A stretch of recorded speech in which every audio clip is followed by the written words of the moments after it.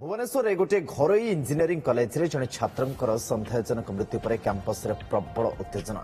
College बाहर तुमुल कांड छात्र छात्री माने कैंपस रे व्यापक भंगारुजा करछंती कैंपस रे उत्तेजना को देखि पुलिस मुतयन भी होइछंती इंफो वैली थाना अंचल ले थिबा घरोई इंजीनियरिंग कॉलेज रे एई भड़ी घटिछि मृत छात्र जनकर घर भद्रक जिल्ला रे तांकर ना सत्य सारथी बोली जणा पड़छि से बीटेक प्रथम वर्ष रे पढुथिले छात्र जनक हॉस्टल भितरे आत्महत्या करिथिबा पुलिस कहूछि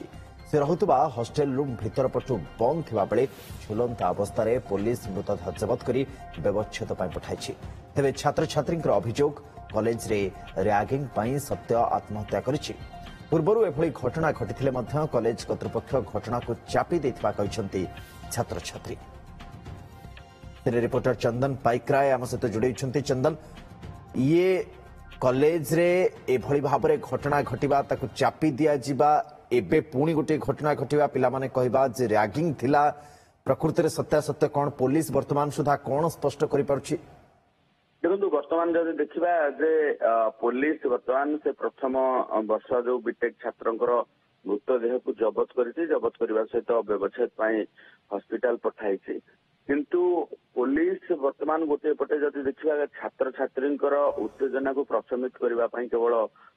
जहाँ से मुतयन कर रखा जाए किंतु ता परवर्ती समय छात्र छात्री अभियोग को लेकिन पुलिस कौन रिएक्शन किंबा मैनेजमेंट विरुद्ध रे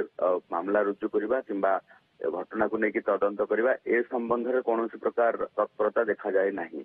किंतु अपर पक्षरे जदि देखिबा जे गत काली जेतेबेले हॉस्टल भितरे सत्य सारथी मृत्यु खबर हेछि एवं सत्य सारथी हॉस्टल भितरे आत्महत्या करछा घटना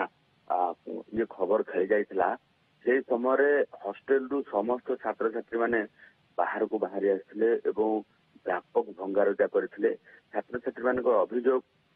जे कॉलेज रे रैगिंग चली ए घटना को लेकिन सत्य सारथी जिते जड़े जो लेक्चर को विरोध में अभियोग करथिला लेक्चर तांकू हैरान करुले एवं ए संपर्क में से मैनेजमेंट को जनइथिला एवं कॉलेज अध्यक्ष को जनइथिला किंतु ए संबंध में आईसीसी निकट रे गोटे कंप्लेन किंतु ता परवर्ती समय जिते मैनेजमेंट ए संपर्क में किसी भी बुझी नथिला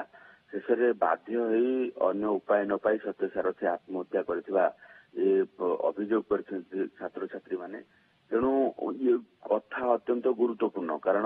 चंदन परिस्थिति कौन ताले कॉलेज रे वर्तमान समय छात्र छात्री भितर जो आक्रोश एक तो दुख भी थी सहित आक्रोश और अभियोग लंबा फर्द भी अच्छी कौन से भितर थिबा से आक्रोश को ठंडा करागलानी प्रशमित करा जाउछि ना एबे भी कॉलेज रे परिस्थिति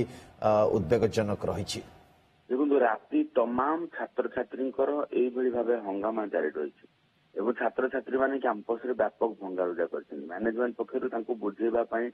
यथासंभव चेष्टा करा जाउछि एवं पुलिस पक्षर केवल स्थिति को नियंत्रण आने फोर्स मुतयन करा स्थिति पर नजर रखता चंदन परवर्ती समय पुणी फेर बहुत धन्यवाद सीनियर रिपोर्टर चंदन पाइक राय दर्शक बंधु आम सहित फोन लाइन संदर्भ में अधिक अपडेट आमको देते बहुत धन्यवाद।